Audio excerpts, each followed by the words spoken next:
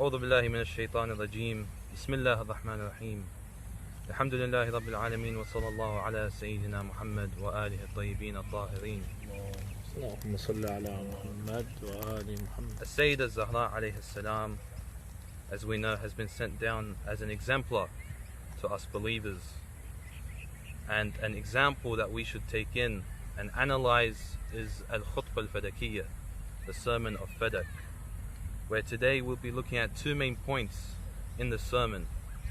Number one is that when Fatima alayhi salam was oppressed, how did she defend her rights?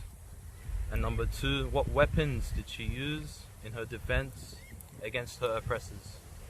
So number one, Fatima defended her rights. Because every human has a right to defend their rights.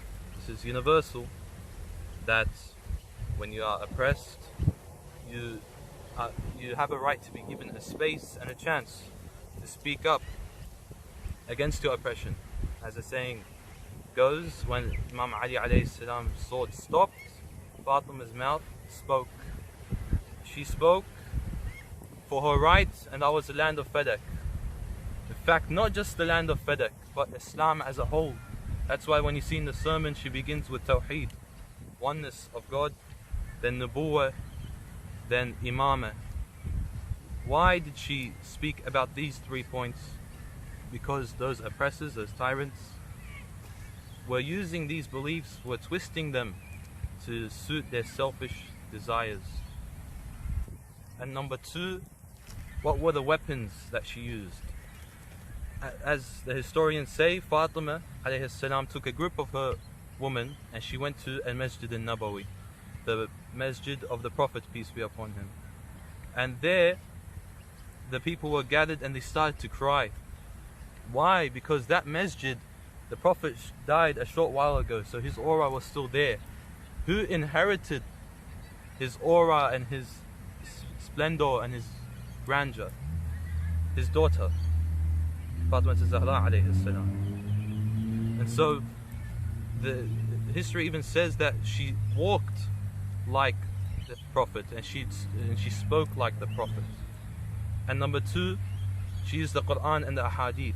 Because what was the argument that was placed against her by the enemies of the Ahlul Bayt? They said that Fadak wasn't Fatima's alayhi salam, that it was for the prophets, and that the Prophet said prophets do not get any inheritance. No inheritance passed down to the children of the Prophet. That's why in the sermon, Fatima alayhi salam says, this hadith is strange.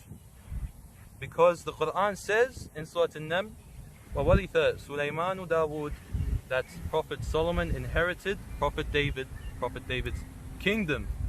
Not some piece of land, his whole kingdom here, Prophet Solomon inherited.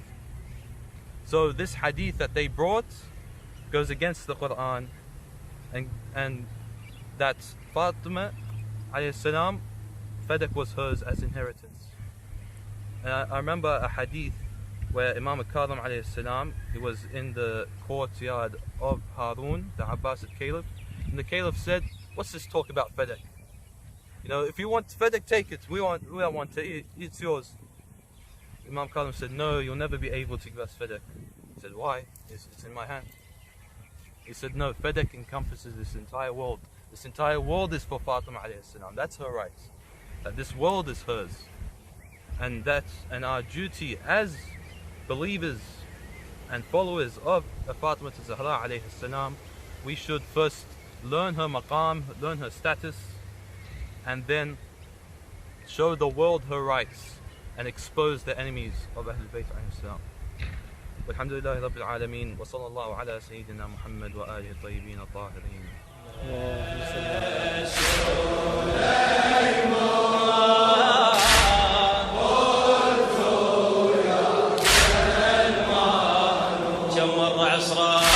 كم مرة عشرة وفاطمة